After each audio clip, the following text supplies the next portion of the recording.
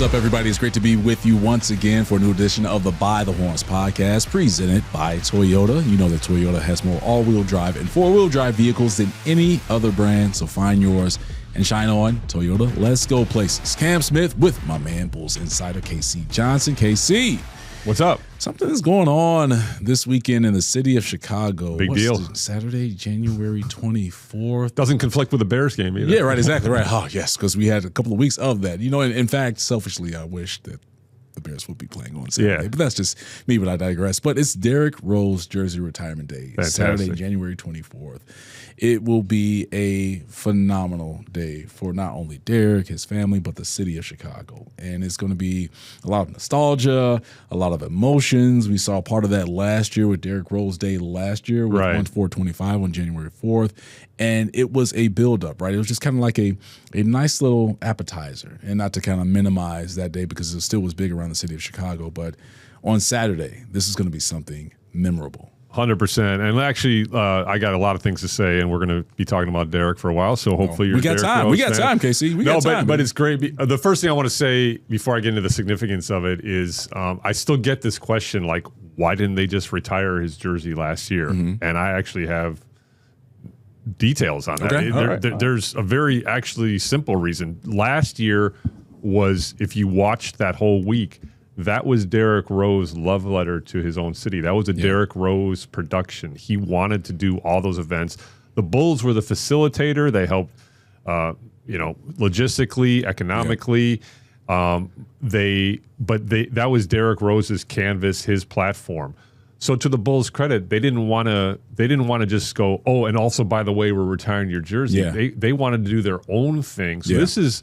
Now, Derrick and his camp have input on this weekend, but this is a Chicago Bulls honor, and this is a Chicago Bulls night, and that leads into the significance of this. As you know, I've been fortunate to be around this organization and this franchise for a long time, and been very, very privileged to witness some historic moments. I've never done a jersey retirement, and if you think about it, this franchise is 60 years old. Yeah, Jerry Sloan. Bob Love, legend. Scottie Pippen, legend. Michael Jordan. Come on now. That's it. Yeah. I mean, there's banners for Jerry Krause and Phil Jackson. And I've been around, like when Michael came back and, when Jerry's banner went up, I've been around for some of those things. Yeah. And, but this is a hugely historic moment. And I hope people understand the significance of it, not only for this franchise, but to me, for this city, because all those guys I mentioned before, obviously titans of the franchise, titans of the game. Michael Jordan, arguably the best player of all time. To me, he is, no question. Same here. And I'm not minimizing Michael Jordan because he's past Derrick on a different level. But the fact that Derrick is from here takes this, to me, to a whole nother level. And that's the special thing of what we're going to be able to experience on Saturday. Yep. And so as someone from Chicago, from the West Side, and the countless players that have come from the city and the Chicago area, there's so much talent, but then also so much pressure on guys to not only live up to the expectations that, you have for yourself, but the city has for you. Because once you're like christened as a player from Chicago on a national level, worldwide level, now the city is looking at you to be the savior, right? And that is really almost an impossible thing to live up to when you have the expectations of so many people around the city. And Isaiah Thomas said this best last year when it was around the Derrick Rose Day, was that Derrick Rose has lived every Chicago basketball player's dream.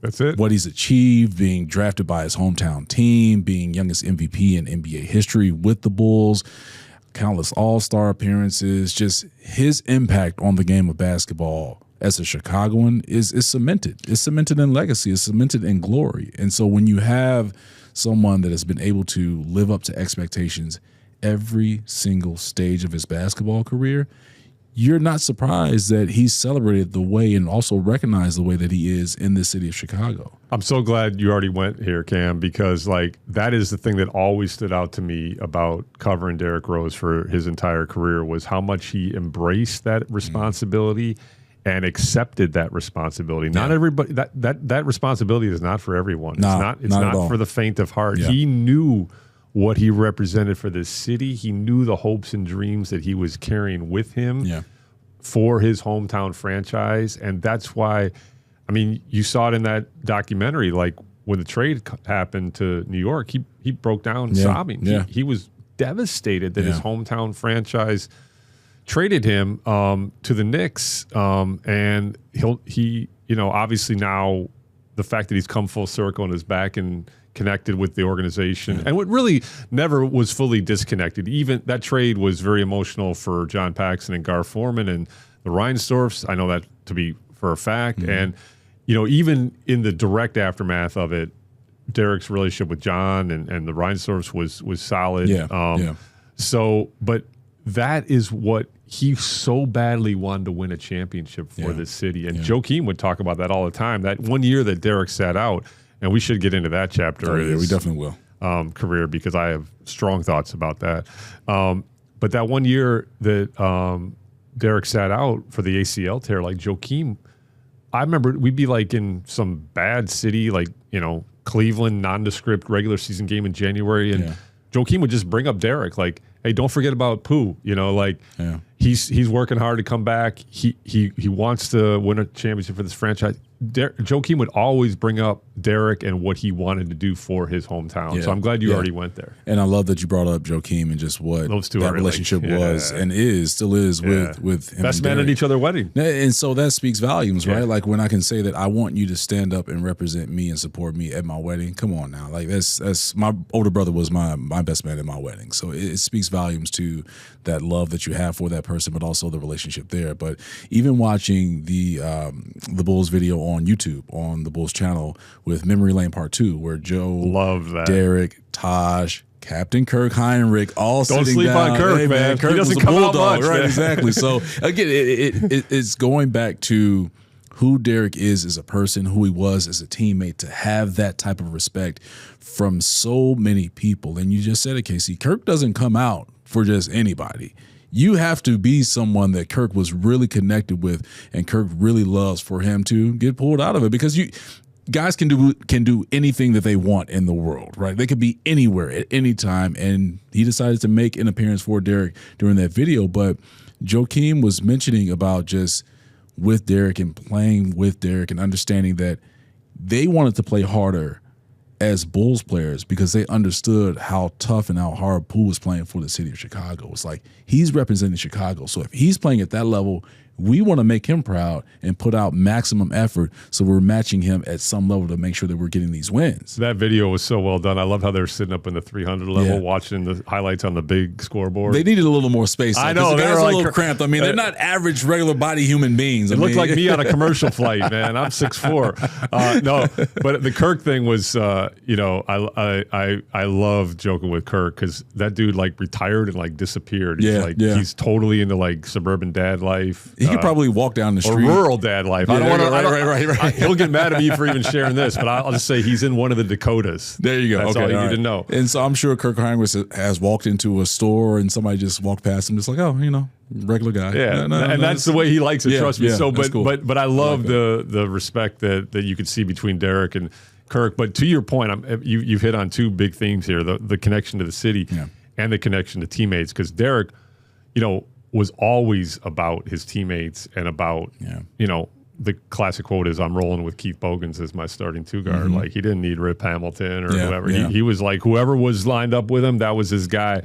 And Derrick was never, he's grown into being comfortable in the spotlight, and he's so eloquent now. I thought he was eloquent back in the day. He just was more of a reluctant speaker. Right, exactly. I mean, I always say, like, if you don't think he was a great public speaker, watch his MVP speech and when he addressed his mother, Brenda. Beautiful stuff.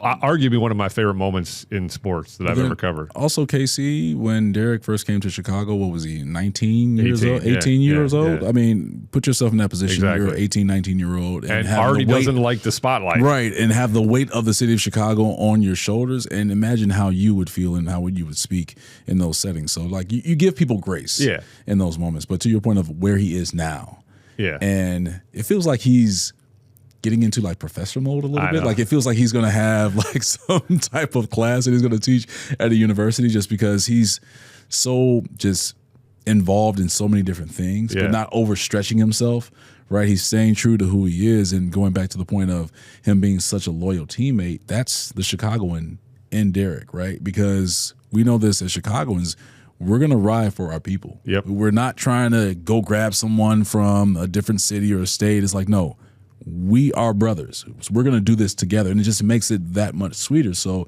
him not wanting to go out and recruit the people the way that people wanted him to recruit, he's like, no, I'm going to make sure that my guys that I grind with, that I sacrifice with, that are with me every day, we're going to do this together. And when we win it, it's going to be that much more sweeter. Absolutely. You know, the teammate thing also, like early in his career, he didn't love being in the spotlight, but his talent always thrust him into the spotlight because he was, I mean, arguably the best player. I mean, he was the best player. His rookie of the year right away. So, but like he always would deflect credit to his teammates and prop up his teammates. And I would, you know this, like I always say, like players always know, right? Players know more than anybody.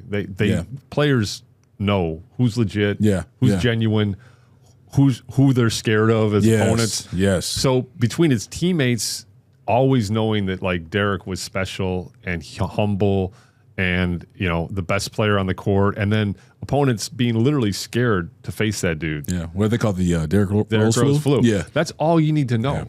Players know what's up in the league. And that's why when he moved into his second act, overcoming all of his injuries, having the 50-point night for Minnesota. Do you remember that night? Yeah, like, not only is he sobbing in the walk-off interview at the Target Center, which the Bulls are going to be at this week, but the entire league just reacting on social media and showing him love because players loved that dude. Like, they loved what he represented and what he overcame to get to that point. His teammate on that Timberwolves team, Jeff Teague, right, longtime NBA player, but has the Club 520 podcast. I'm not sure if you saw the clip of him speaking on that night in that moment for Derrick Rose, but he was basically describing Derrick wanting to prove a point that he still belonged in the NBA.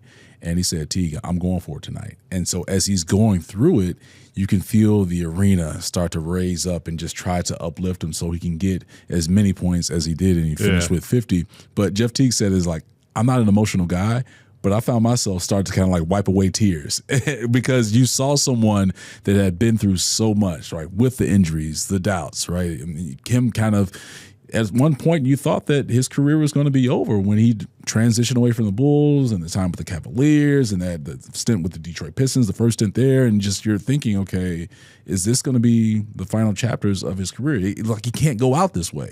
But also going back to Derrick being in Chicago, and he was like, no, I'm not going out this way. I want to go out on my own terms for sure and overcome adversity. So those moments where he's showing his raw emotions, I think that is one of the special things about Derrick because people can really tap into that and relate to it. Genuine. That's the great thing, and one of the superpowers of Derrick is his relatability. So many people can relate to Derrick, of course, who he is, where he's from, how he grinded, and how he stayed humble through it all. Like you never saw Derrick, you know, switch up and be a guy that was like standoffish or like have all of these security guards around him, and you know that's just not him because he wasn't raised that way. He's as genuine and as substantive as an athlete as I've ever covered. And I'll tell you this, like, people can say, like, oh, he's not an incredibly eloquent public speaker, which I always push back on. But put that aside. Like, I'll tell you what that dude is. He's a world-class observer. Yes. He knows everything that's going on around him. Great point, KC. Great point. Everything that's going on around him. Yeah. And I always admire that about him. But back to the Chicago thing, like overcoming adversity, I think that's a good jumping off point, you know, because he had that second act of his career, and it was so memorable and so special in a different way. And then, you know, get the MVP chance here at the United Center as an opponent. I mean, that's a pretty cool moment.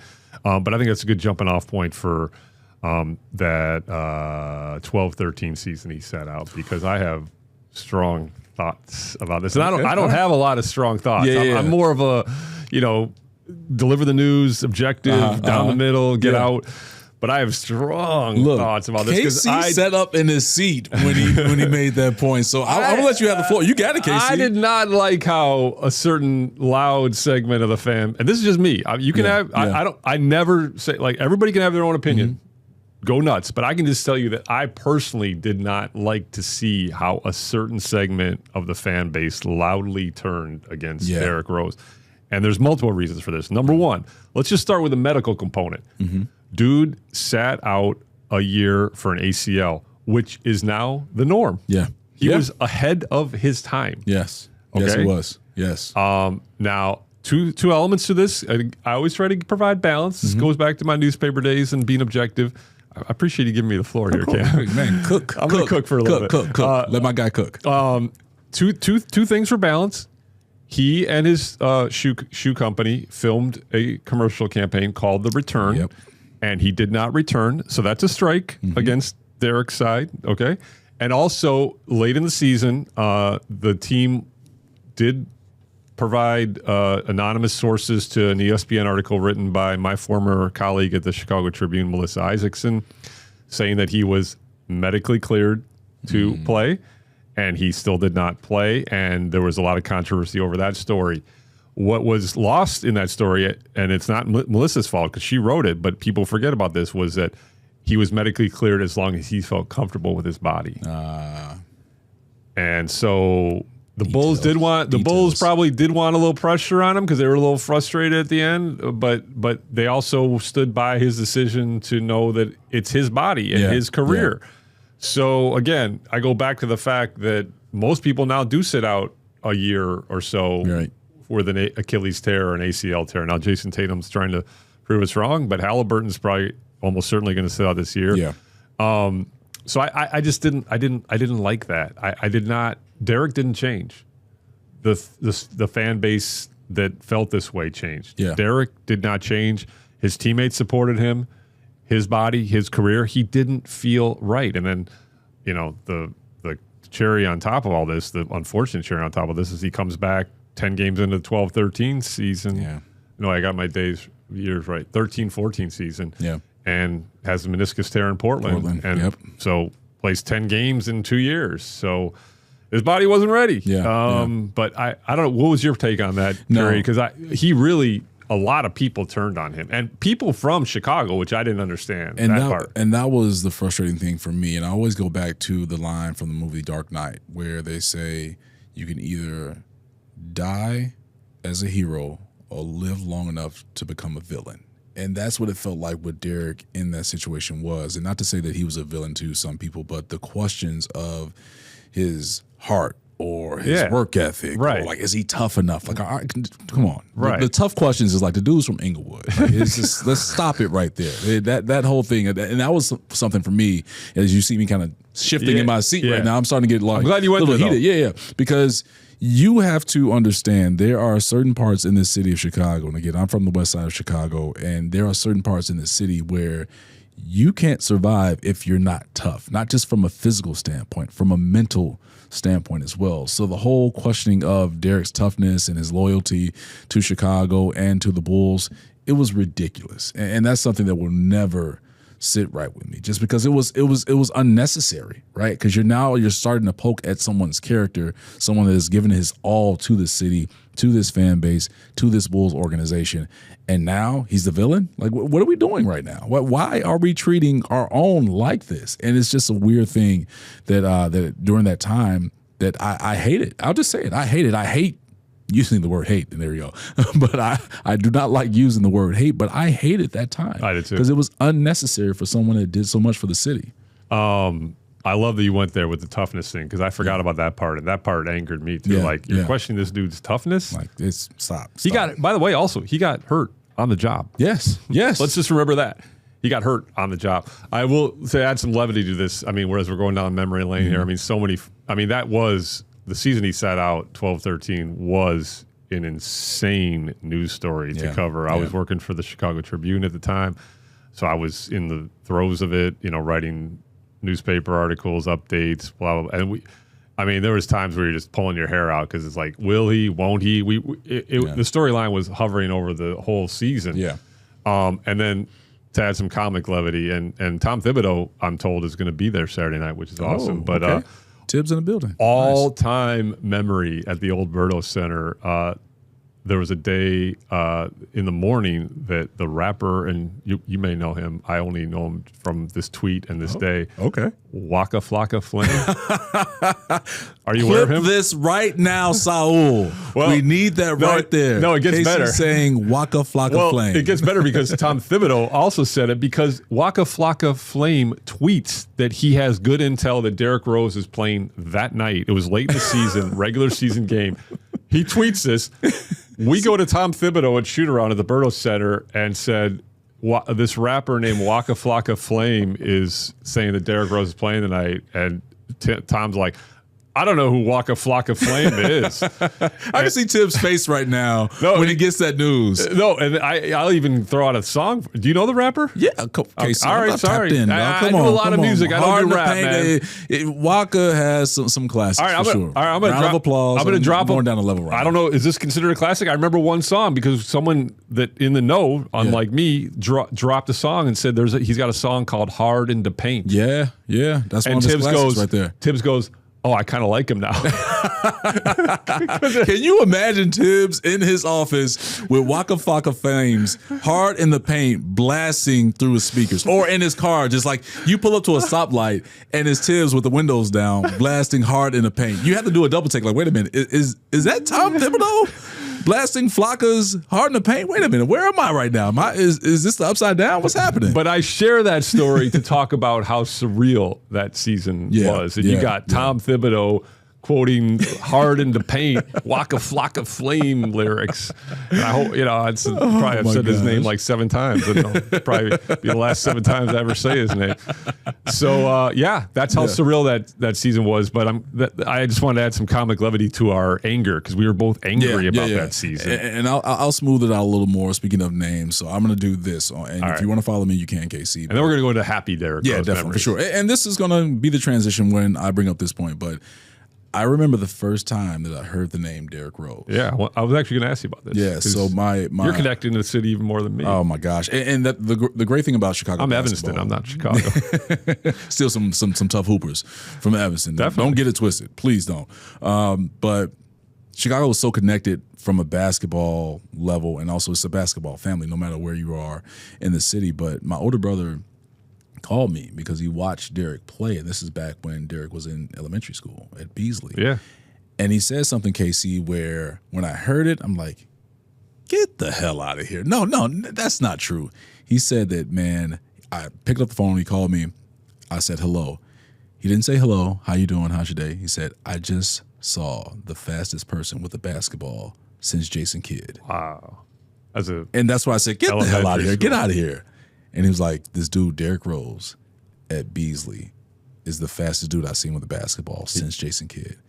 I'm like, Derrick Rose, what the hell is this dude? And so I'm like starting to call family, friends, former teammates, guys that I play ball with around the city.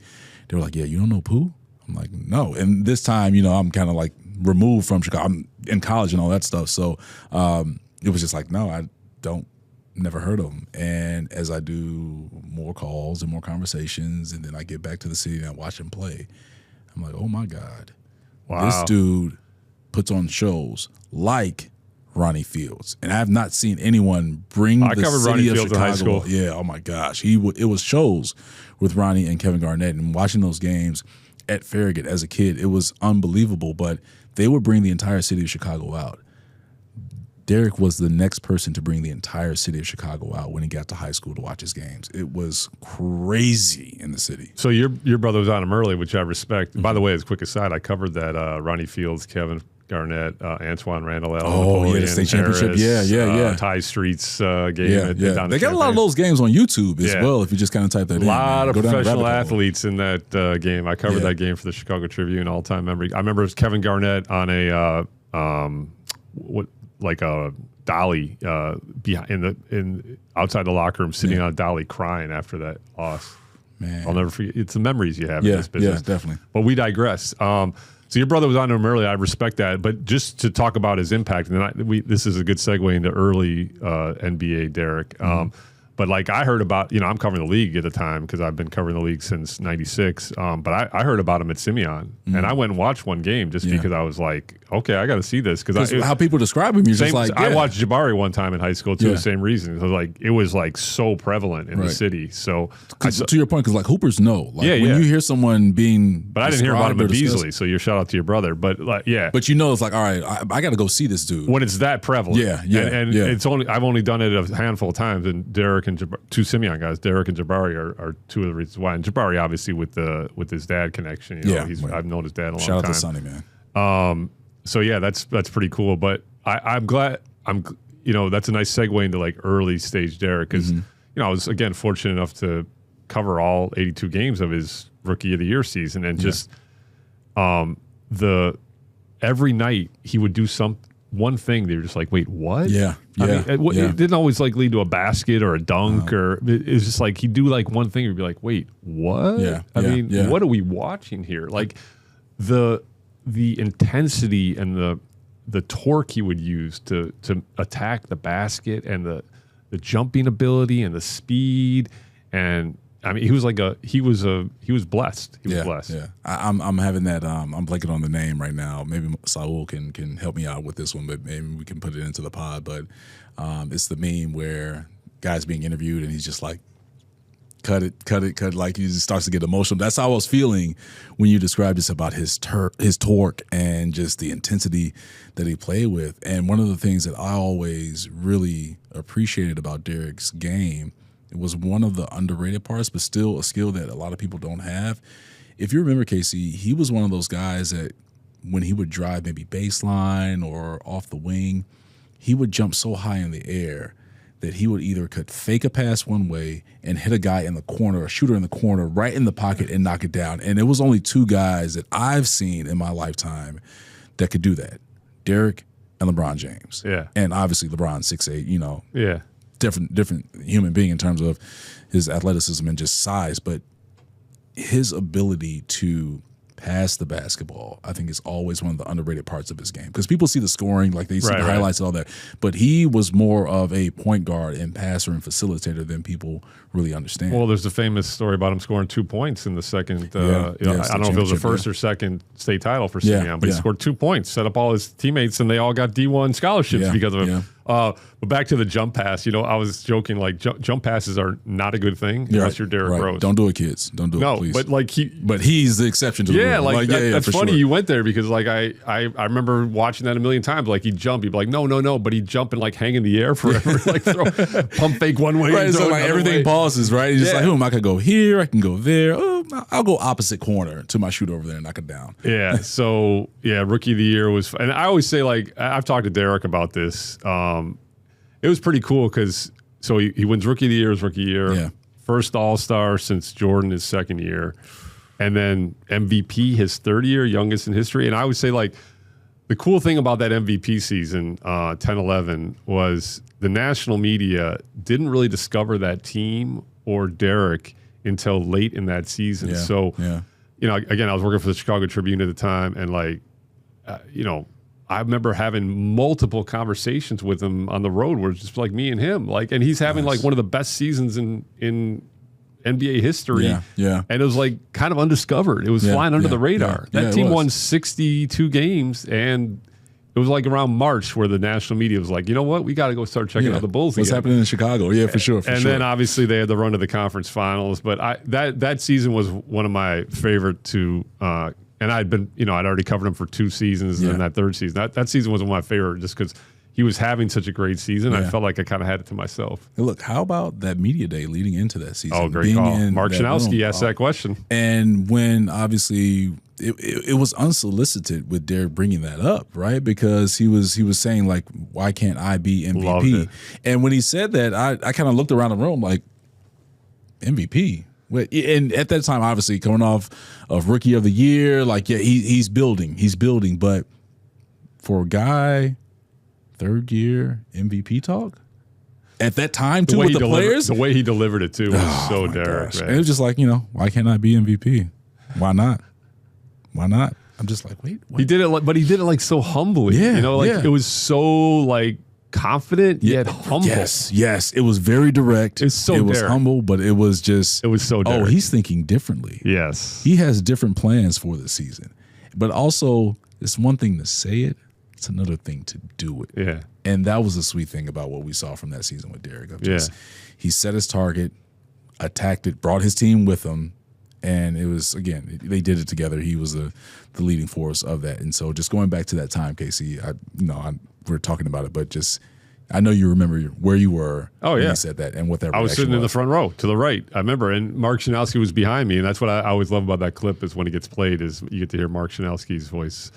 So before a co-host with Stacy and a longtime Chicago guy. So always good to hear Mark's voice. But yeah, great answer. That's a great Derrick Rose moment. Let's talk about a few more. I loved his playoff debut in Boston. That incredible 7-game series. 4 games went to overtime. 1 went to triple overtime. Either 1 or 2 went to double overtime. I think only 1. Yeah, there's 7 overtime sessions. So 1 triple, 1 double, 2 single. One of the best playoff series of all time. Again, fortunate enough to cover it. But game 1, Boston Garden, 36 points, 11 assists. Ties Kareem Abdul-Jabbar's record for most points by a playoff rookie debut. Yeah. Yep. And just did it so like casually and just like, yeah, this is what I do. And they win on the road in game 1, and incredible game, shot making back and forth, and Derrick just kind of nonchalant about it. You know, I mean, competitive as hell, but afterward kind of nonchalant about it. So I love that moment. And also, as a Chicagoan, as a Bulls fan, you're like, we finally got one. Like, this is our special one. He's special. Like he's leading us against this mighty Boston Celtics team. In Boston, in the Boston Garden. Like, this dude is fearless. So love that memory as well. I'll even go back before that. I go back to him being selected #1 overall. Okay. Because, and I go that route, and I'll go even a little bit further than that. I remember with the draft lottery that day and how the odds shifted towards the Bulls. 1.7% chance for the Bulls to get the #1 overall pick. They got it. You knew, at least for us. But then this is another part of it where there was talk in Chicago of, should the Bulls draft Michael Beasley? Hell yeah, there was. Over Derrick. Legit debate. Yeah, and if that world and that universe happened, that's Derrick Rose and Dwayne Wade in the backcourt in Miami if the Bulls go Beasley. That's not the reality we live in. Bulls draft Derrick #1, but just thinking of that moment and, again, what he means to the city of Chicago, and to have that stamped in NBA history of him being the #1 overall pick, being drafted by his hometown team, that's one of my favorite memories because you knew something was special on the way. Because we had seen it. We saw it at Beasley. We saw it at Simeon. We saw it at Memphis. And we knew the trajectory that he was on. Great memory, great moment. I was fortunate enough to sit down with Derrick this week leading up to Saturday, and I talked to him about that night because his longtime best friend, Randall Hampton, who I'm sure you know, remember that night, or shortly after, talked about that night changing not only Derrick's life, but all his close friends' lives, his family's lives. So I asked Derrick specifically about that, and he said, that's it. He said, I understood right away what it meant to be drafted by my hometown franchise and to be the #1 pick in the NBA draft, and I just wanted to do right by that, which again speaks to his humility and his accepting of that responsibility. Another behind-the-curtain story, more personal, about the draft lottery, all-timer. I used to go out to, back then it was usually in Secaucus, New Jersey, at the NBA Entertainment Studios, and the Tribune used to fly me out there because the Bulls were in the lottery a few times after the Jordan years. Maybe you don't remember. So I was out there a lot, but for whatever reason, I can't remember why. I didn't, maybe it leads into the punchline of this story because I recently had a kid, our second kid, or I didn't have it. My wife had it. See, okay, so he just tried to say, his wife's going to listen to this, everybody. He's like, wait a minute. Trust me. Were you? Trust me. She's not going to listen to this. Well, then, yeah, KC, yeah. You had the kid, too. My wife will not be listening to this. My wife, as I've said before, barely knows what I do for a living. I don't know, for whatever reason, but it has to be that. I was not in Secaucus. And here's a great story. I was not watching the draft lottery that night because they had 1.7% odds. I was like, all right, nothing's going to happen. I'm good. And our second kid was draft lotteries in May, was 5 months at the time. And in the TMI department, changing a diaper on the 5-month-old. And all of a sudden, my phone started showing me some love. Like, man, you better get to work. All of a sudden, there's a lot going on. So I remember John Paxson gave us an interview that night. All of a sudden, the Bulls have the number 1 overall pick. Yeah.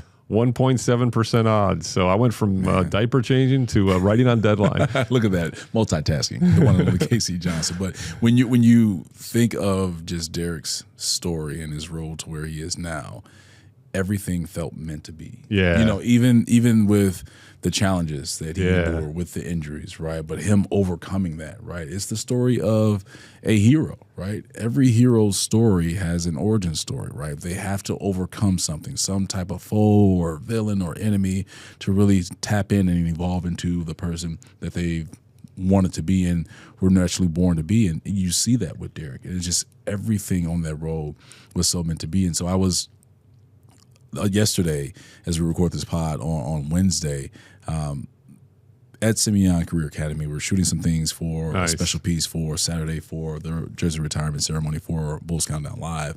But I'm speaking to one of his good friends and former teammate, Tim Flowers. Oh, yeah. Who's the head coach over at Was Simeon. always around back in the day. Oh, man. Tim is a really, really great guy. And Derrick's circle is great. And that's the special thing it's about it. It's loyal and it's tight. Right. So you got to have your stuff together if you're going to try and, like, you know, attach yourself or try and get to know one of these guys. But they keep it really, really tight. And you understand it, right? Because with today's world and so many people with hidden agendas, you can't play around with that stuff. So he and I were having a conversation, KC, about Saturday night. And Tim started to get emotional himself. I love it. Because he's thinking about everyone that played a part in their journey.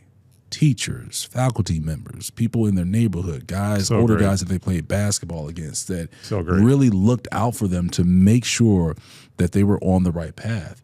And so he's saying, and Tim told me this, is that, yes, Saturday, and everybody calls him Pooh with that in Chicago if you know him, but he said Saturday, is about Pooh, but Pooh understands that this is about Chicago. So that jersey being raised to the rafters is not just for me, it's for Chicago. And when you take that perspective, you get the goosebumps, man. Like, that's, oh my gosh, I'm getting them right now. It's going to be so special. That's cool. Tim said that to you. And Derrick said similar to me in our sit down this week. He talked about, you know, my jersey's going up, my number 1's going up, but that represents the city. It represents all my teammates, all my coaches. Yeah. It's about all the people that were along with me for this ride, which is just awesome. I'm glad you talked about how this is like meant to be. And that's been my favorite part about watching like late period Derrick NBA is like he was able to go out on his terms, author his retirement, how he wanted to, for all that he went through, you know, the high heights early,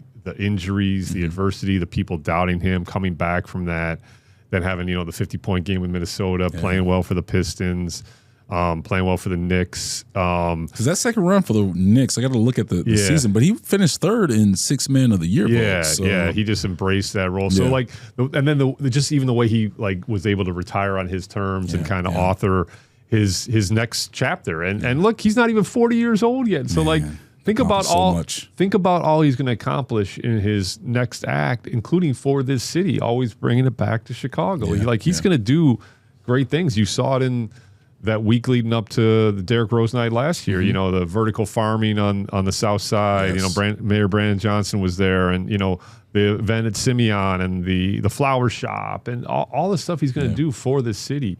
It's really cool. It's going to be really cool to see where Derrick goes from here. Definitely, man. It changes a narrative of what an athlete is, especially a black athlete in the city of Chicago, and having, for people out there that have this narrow mind or just this one-track mind of you just play basketball, that's it. And what's great about Derrick and his evolution is that he's showing that, one, I've always been this person. I've always had these different interests. Like, you just know me and see me playing basketball.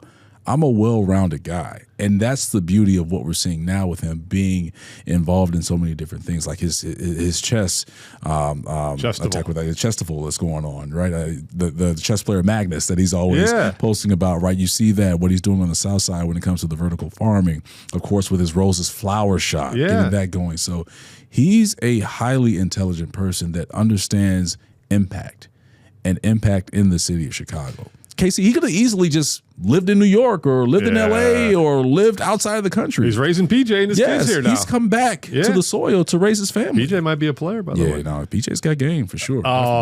And he's also done so much for this city. The one headline was the time he donated $1 million to After School Matters. He trust me on this one. He may not want this out there. He's donated a lot more than that. And those are the stories, right? The untold stories of what he's done that hasn't been doesn't have reported or broadcasted. He doesn't want all the attention. What he's done for this city, it's man, and like, so I grew up in Evanston. I've been living in the city forever. Obviously, I've been connected to the Chicago basketball scene for a long time. I feel fortunate about that. But like, so I can say like I understand Inglewood. Yeah, I don't understand Inglewood. I can say like, oh, I get it. Tough neighborhood, amazing story. I didn't live that. I mean, I grew up in Evanston, very racially and economically diverse city, and our family was not well off, but I still don't get Inglewood. So I think people need to understand like how amazing of a story this is. Yeah. I mean, I mean, you can speak to that too, No, I was right? going to say, and it's for me growing up on the West Side and in similar circumstances with Inglewood, but still neighborhoods are different, right? Throughout the city of Chicago. So you have your challenges, you have some things that you have to overcome, whether it's, gangs that are in the area or drugs, just lack of resources, right? Food deserts that we're involved in or not involved in, but that surround us. And you have so many obstacles that you have to overcome just to make it out, right?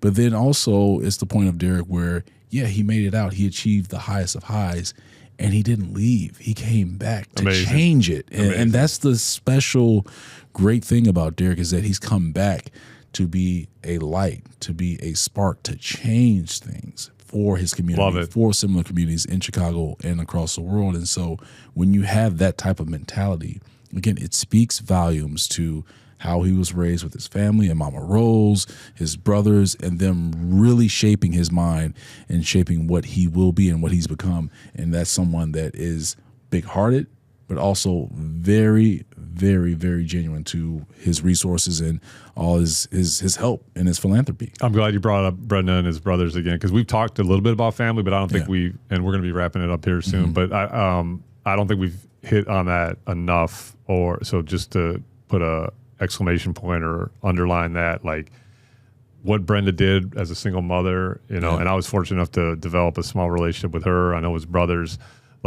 and Derrick was open about how much they helped him and protected him and just provided everything he needed to succeed, So, Brenda is funny because she's just like Derrick. She did not want the spotlight. She did not want attention. I've told this story before, but I was very fortunate. After the MVP speech, she gave 2 interviews, one to TV, one to print. TV at the time was David Aldridge, who was working for TNT, and print was with me in the Chicago Tribune. I felt very fortunate. I'll never forget, we were in a little conference room in the hotel ballroom after where he got the MVP award, and she gave me one of the greatest quotes of all time. And I was asking her about Derrick's humility, and she said, well, if he ever got a big head, I'd just hit him upside of it. There you go. Look, that is a mama right there, and reminds me of my mother as well. Look, and that's why I try and keep myself as humble as possible, because if I get big-headed or feel that I'm bigger than anybody else, I can hear my mom's voice in the back of my head, smack me in the back of my head, who do you think you are? My mom was the same way. I've always loved that quote. I've told Derrick. I told Derrick about it this week. When I've told him before, but I reminded him about it this week. That's one of the greatest quotes of all time. All right, so let's bring it to close here with Saturday. I told you before, I'm told Tom Thibodeau will be here. Yeah. Multiple players are scheduled to be here. Joakim Noah, Luol Deng, Taj Gibson, Kirk Heinrich, many, many others. I can't go through all the lists. And I don't, sometimes they're NBA players. Things can come up. BJ Armstrong, his longtime agent, and now assistant GM with Sacramento Kings, is scheduled to be back there.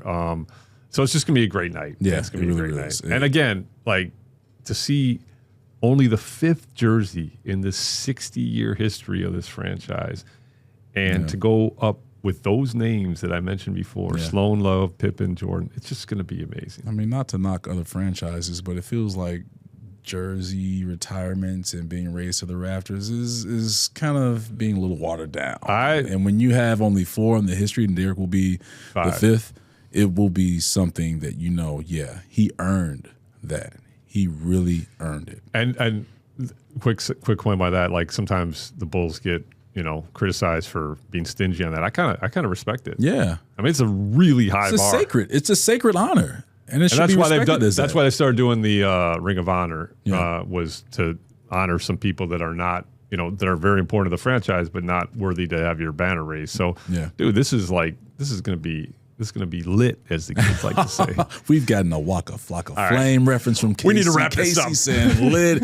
I don't know what's happening right now, but I'm really enjoying it, though, because this is another side of K.C. But look, it will be a special night. I cannot say that word enough because that's what it will be. Saturday night, January 24th, Bulls against the Boston Celtics, Derrick Rose jersey retirement night. And it's also fitting that he's doing it against the Boston Celtics too, KC. So really, Derrick is throwing a little jab at them. I love that. But it's going to be one of those nights where you'll speak about this to your kids, your grandkids, your great-grandchildren. Like, I was in the building or I was watching on CHSN or I was streaming on the CHSN app for Derrick Rose jersey retirement. We're going to be in the building. We're going to try and soak it up and enjoy it as much as possible. So for Derrick, for the city of Chicago, for this Bulls organization, all eyes from the basketball world will be on Chicago once again. All right, that does it for this edition of the By the Horns podcast. For my man, KC Johnson, I'm Cam Smith. We will see you next week.